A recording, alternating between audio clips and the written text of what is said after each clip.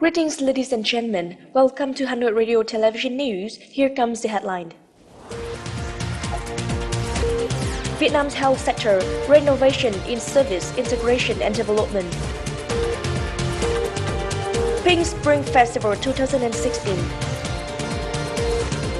Huge win for Hillary Clinton in South Carolina. In the evening of the 27th of February at the Vietnam-Soviet Friendship Cultural Palace, Ministry of Health celebrated the Vietnamese Doctors' Day with the theme Vietnam's health sector, renovation in service, integration and development. President Trương Tấn Sang attended and had a speech at the event. The Minister of Health, Nguyễn Thị Kim Tiến, affirmed that over the past 61 years, especially after 5 years of the implementation of 11 National Party Congress resolution and economic development plan for the period 2011-2015 of the country, health sector was constantly strengthened, expanded and developed, achieved many important results. However, the health sector is also facing difficulties and challenges. The motto, renovation in service, integration and development, aimed to build an equal, high-quality Vietnamese healthcare system with better service for people. It required the entire sector to constantly strive, overcome every difficulty, obstacle, to successfully complete the great goals and missions assigned by the party, state and the people. President Trương Tấn Sang praised the outstanding completion of the task of protecting, caring and improving people's health, significantly contributing to the cause of building and protecting the fatherland. Apart from that, the President also asked, unceasingly study, cultivate and improve the expertise, professional qualifications and moral qualities, implement the teachings of Uncle Ho. Doctors are like affectionate mothers. I strongly believe the health sector of our country will successfully complete its glorious task, meet the trust and expectations of the party, state and people. At the ceremony, Ministry of Health awarded the certificates of merit to 37 collectives and individuals who made achievements in reducing the workload of hospitals, building infrastructure, renovating their service style and attitude, applying technologies in disease prevention and treatment. This morning in Hanoi, National Institute of Hematology and Blood Transfusion collaborated with Hanoi Steering Committee for Voluntary Blood Donation and Hanoi Blood Donation Youth Association to hold the 9th Pink Spring Festival 2016. With the message, sharing drops of blood, saving lives, the 9th Pink Spring Festival 2016 attracted about 25,000 volunteers from provinces and cities nationwide to participate in blood donation. The festival did not only attract youngsters who are popular students and volunteers from vocational schools, colleges and universities in the capital, but also other classes such as public security staff, teachers, soldiers, housewives and retired people. Pink Spring Festival was born with a desire to overcome the shortage of blood resources for patients each Lunar New Year holiday. From 2008 to 2015, Pink Spring Festival has attracted over 130,000 participants and received 31,021 units of blood. This year's festival also received about 8,000 blood units, contributed significantly to the works of curing and saving patients' lives in the entire country. This morning at Meeting National Stadium, the National Traffic Safety Committee collaborated with domestic and international organizations to launch the program Joining Hands for the Traffic Safety in Vietnam.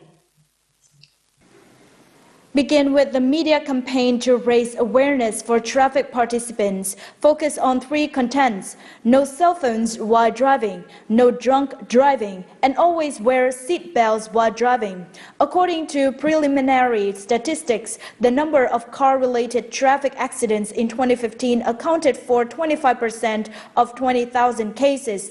Motorcycle-related accidents made up for more than 68%. However, if based on the ratio of vehicles, traffic accidents related to cars accounted for a high proportion, not to mention the higher risk of casualty. The meaningful message, no call or message is worth your life, or no driving when drunk, encourage people to gradually change their behaviors and bad habits when controlling vehicles. This is the early year campaign in the framework of a cooperation program to ensure traffic safety and order for the period 2015-2016 between the National Traffic Safety Committee and Toyota Vietnam. Right after Vietnam signed the Trans-Pacific Partnership (TPP) in the early February, the business community in the country as well as in Hanoi showed the proactivity and determination to seize this huge business opportunity through the activities to boost the bilateral trade, explore the business cooperation opportunities between TPP members. Recently, the working delegation of Hanoi Supporting Industry Business Association, HANSIBA, had a working visit in Kawasaki and Shiga. The business community in these two cities particularly interested in the model of developing the industrial zone, specialized in supporting industry, which Hanoi currently deploying in Phu Xuyen district. At first, investors from Kawasaki will support, invest, and order Hanoi businesses to produce some components, spare parts, and equipments to supply for factories of Toyota and Canon located in Vietnam. Both Vietnam and Japan already became members of the TPP, following the similar rules and policies. However, between Japan and Vietnam is a large difference in the level of development as well as managing skills. Right in the first quarter, HANSIBA has to promptly complete the infrastructure of South Hanoi Supporting Industry Park in Phu Xuyen district to immediately meet the production schedule. Only the good performance of the first contracts can lead to long-term business and beyond, as well as the capabilities to provide for TPP members market. Clearly, there is a long way ahead.